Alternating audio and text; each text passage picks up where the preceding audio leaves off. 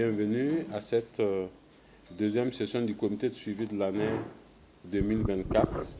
Tous réunis à Parakou pour la circonstance, les différentes parties prenantes du projet ACMA 3 ont tenu la deuxième session annuelle du comité de suivi du 17 au 18 septembre 2024. Regroupant les acteurs et partenaires les plus importants du programme, ce creuset a pour objectif de veiller à l'atteinte rigoureuse des objectifs fixés. La deuxième année d'une intervention d'un projet est souvent une année cruciale. Souvent, à la première année, c'est le démarrage, c'est les dispositions pour le démarrage, mais c'est à la deuxième année que s'amorce vraiment la vitesse de croisière.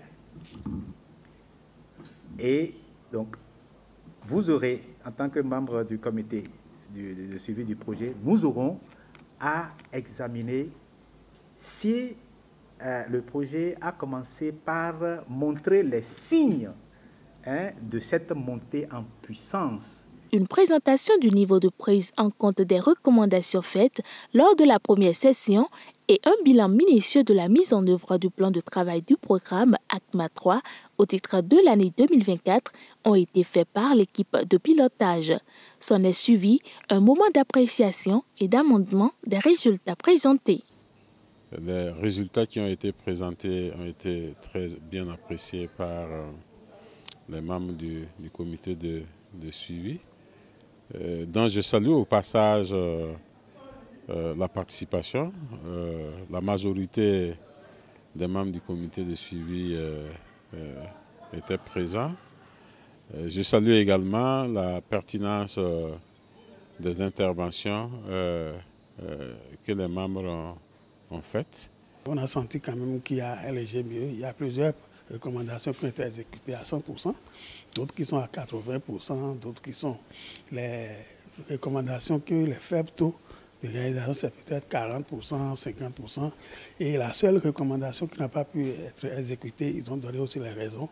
Et nous leur avons donné encore de conseils par rapport à ça pour pouvoir mettre ça en œuvre avant la session prochaine. Cette session a été l'occasion pour le comité de suivi d'opérer une descente sur quelques sites accompagnés par ACMA 3 en vue de constater les faits réels sur le terrain. Vous allez voir, juste en face et derrière nous ici, on a la chambre froide d'une capacité de 300 tonnes.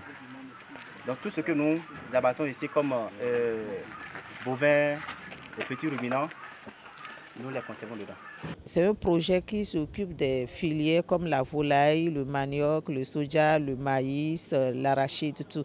Donc quand tu es transformatrice, quand tu es acteur dans la production et tu sais qu'il y a un projet qui s'occupe de vous pour la valorisation de vos produits, ça ne fait que faire plaisir à nous les acteurs.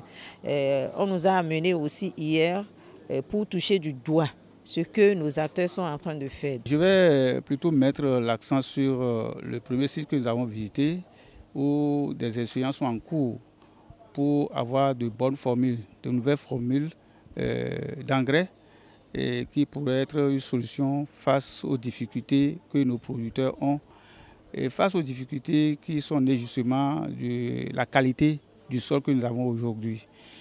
Je crois que j'ai vu un début d'expérience, puisqu'on n'a pas encore les résultats, mais j'ai vu des parcelles d'essais installées dans de bonnes conditions. Des perspectives sont déjà en vue pour 2025. Dans un mois, l'équipe va se réunir pour développer le plan de travail de 2025. Et je crois que cette session vient à point nommé avec les quelques recommandations qui ont été formulées. Elles seront prises en compte au moment où nous allons développer le plan de travail pour 2025. En attendant, les différents acteurs et partenaires du projet ont quitté cette session sur une note de satisfaction.